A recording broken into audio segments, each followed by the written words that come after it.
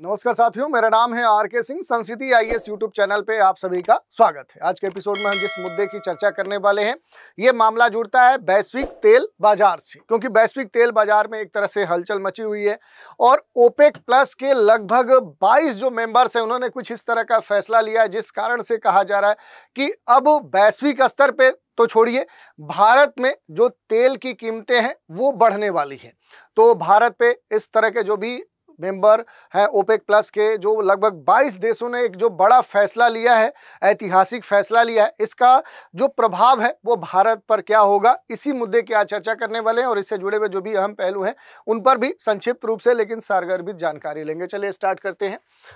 खास तौर पे ये मसला चर्चा में है क्योंकि जो ओपेक प्लस है, ये जो एक संगठन है, इस संगठन के लगभग 22 जो देश हैं, देखिए 22 जो देश हैं, इन्होंने एक बड़ा फैसला लिया है, जिस कारण से कहा जा रहा है कि अब तेल की जो कीमतें हैं, ऑयल जो प्राइस है, ये और बढ़ेंगी और इसका जो असर है वो दुनिया में देखने को मिलेगा। लेकिन हम जो बात करेंगे खास तौर पे इसका जो इम्पैक्ट है जो इंडिया पर पड़ सकता है, उसी की चर्चा करने वाले, क्योंकि ओपेक प्लस का ये जो डिसीजन है, ये आने वाले समय में देखें तो जो तेल का उत्पादन है वो एक तरह से देखें तो बढ़ाने का जो फैसला था ओपेक प्लस के देशों का, वो कहीं ना कहीं इन्होंने इसे क्या कर दिया, ठंडे बस्ते में डाल दिया है। अब ये कहा जा रहा है कि ओपेक प्लस ग्रुप के जो देश हैं वो अगले साल की पहली तिमाही में जो तेल उत्पादन बढ़ाने का जो फैसला था उसे अब एक्सटेंड कर दिया, आगे टाल दिया है। और इस फैसले के बाद सोमवार को कच्चे तेल की जो कीमत है, जो प्राइस है क्रूड ऑयल की, वो क्या हो गई, तुरंत ऊपर भाग गई।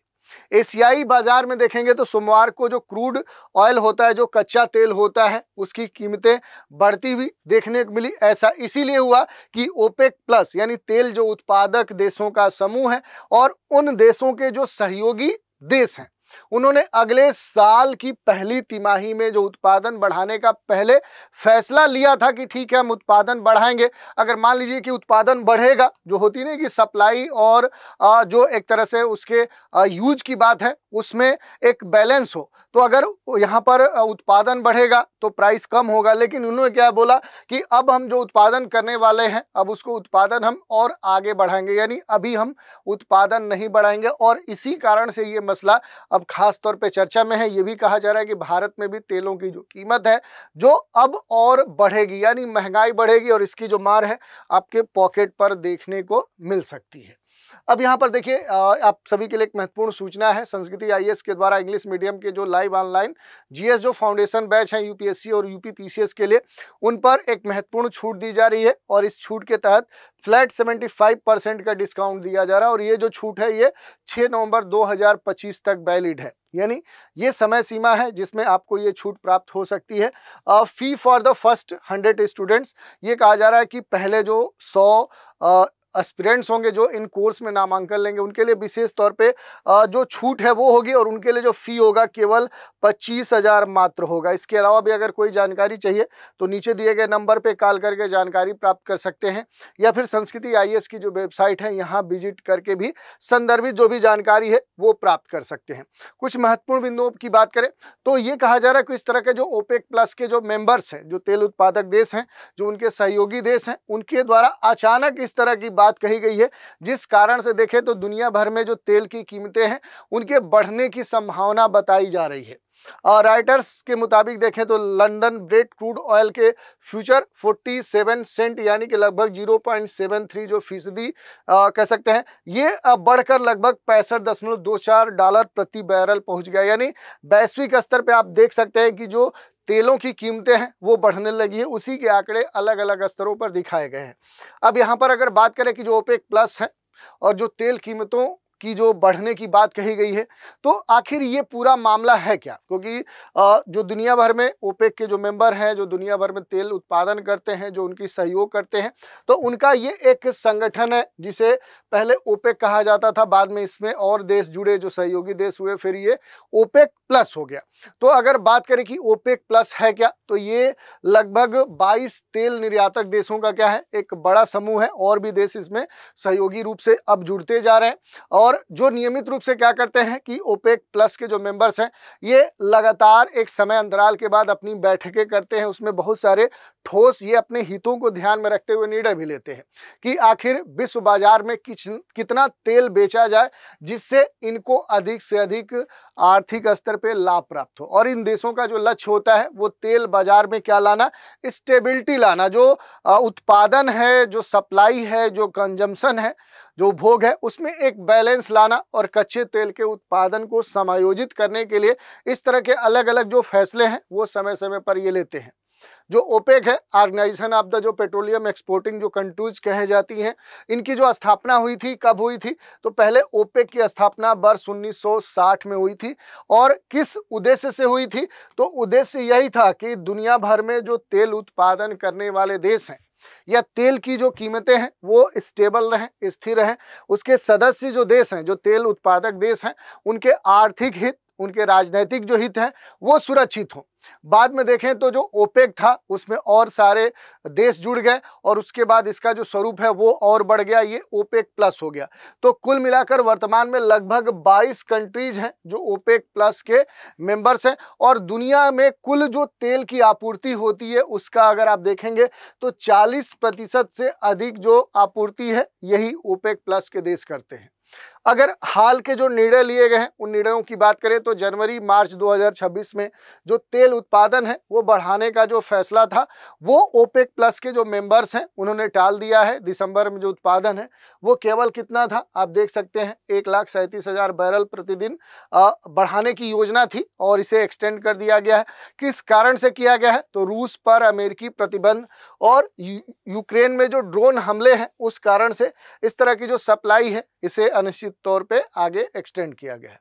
वैश्विक जो मांग है, ग्लोबल स्तर पर जो डिमांड है, जो सप्लाई है, उसमें एक अस्थिरता देखने को मिली है, जिस कारण से ओपेक प्लस के जो मेंबर्स हैं उन्होंने इस तरह का फैसला लिया है कीमतों को स्थिर रखने और अचानक जो सप्लाई है वो बढ़ोतरी होने से बचने के लिए इस तरह का जो फैसला है ये ओपेक के मेंबर ने लिया है।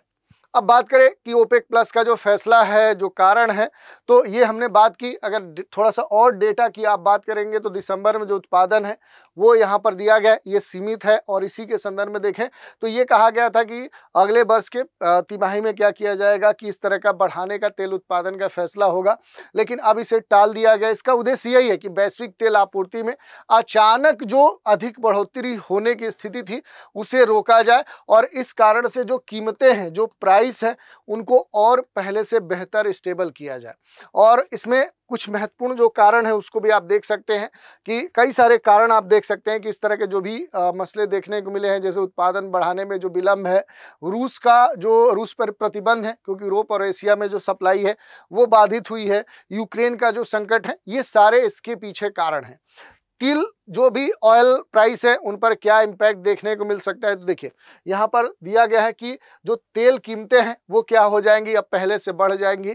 कैसे बढ़ेंगी उनके डेटा यहाँ पर दिए गए हैं। और ओपेक प्लस का जो उत्पादन है ये बढ़ाने में विलंब कच्चे तेल की कीमतों में तेजी से एक तरह से देखें तो बढ़ने का कारण होगा। रूस पर प्रतिबंध, यूक्रेन का संकट, ये सारे इसके कारण हैं। अब अगर देखेंगे कि ग्लोबल स्तर पे क्या इसके इम्पैक्ट देखने को मिल सकते हैं, तो बहुत सारे इम्पैक्ट देखने को मिलेंगे। जैसे तेल निर्यातक जो देश हैं, सबसे पहला प्रभाव तो यही देखने को मिलेगा कि जो तेल निर्यातक देश हैं, इन निर्यातक देशों का क्या होगा कि जो प्रभाव है वो दुनिया में पहले की अपेक्षा और बढ़ जाएगा। और जो तेल आयातक देश हैं, जो आयातक देश होंगे, उनके ऊपर क्या होगा और दबाव जो है वो बढ़ जाएगा, प्रेशर उनके ऊपर बढ़ जाएगा। और इससे क्या होगा कि वहाँ पर जो महंगाई है वो बढ़ जाएगी और वहाँ पर दिक्कतें बढ़नी है। जो भी इन्वेस्टर होंगे, जो निवेशक होंगे, और निवेशकों के अलावा दूसरी बात क्या है कि जो शेयर मार्केट होता है, जो शेयर बाजार होता है, वो भी क्या होगा, इस तरह के जो क्रूड ऑयल है इनके प्राइस में बढ़ने से वो प्रभावित होंगे। भारत पर क्या मुख्य रूप से प्रभाव होगा उसकी अगर बात करें तो देखिए, पहले ही आप जानते हैं कि भारत जो है वो अपनी लगभग 85% से जो अधिक ऊर्जा ज़रूरतें हैं उन ज़रूरतों को क्या करता है, वो बाहर से पूरा करता है। वो क्या है, वो निर्यात पर ही क्या है, वो आधारित है। यानी भारत ऊर्जा जरूरतों के लिए क्या है, अपने खुद पर डिपेंड नहीं है।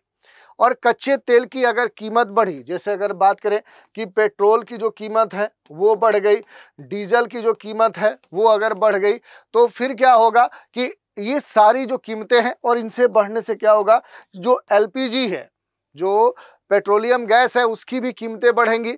और इससे क्या होगा कि एक रणनीतिक स्तर पे जो तेल भंडार है, जो पेट्रोलियम जो रिजर्व है, उसकी अब भूमिका कम से कम अहम होगी। और इससे कहीं ना कहीं जो भारत है उसके कई सारे क्षेत्रों में देखें जो प्रभाव है वो प्रभावित होंगे। आर्थिक भी असर देखने को मिल सकता है, इकोनॉमिक स्तर पे ये तो होना तय है, क्योंकि महंगाई भारत में क्या हो जाएगी, पहले की अपेक्षा ये और बढ़ जाएगी, इन्फ्लेशन और बढ़ेगा।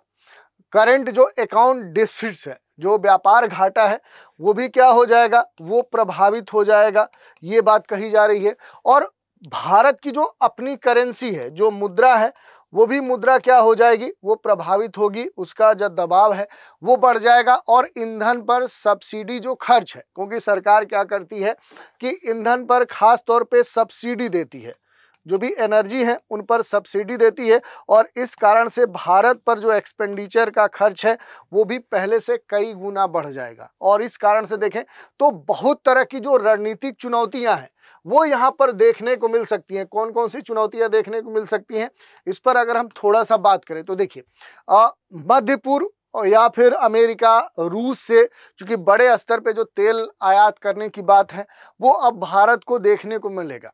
रिन्यूएबल जो एनर्जी है, जैसे खासतौर पे जो सोलर है, विंड है, या जो बायोफ्यूल है, उस पर भारत को क्या करना होगा, बहुत सारा निवेश करना होगा।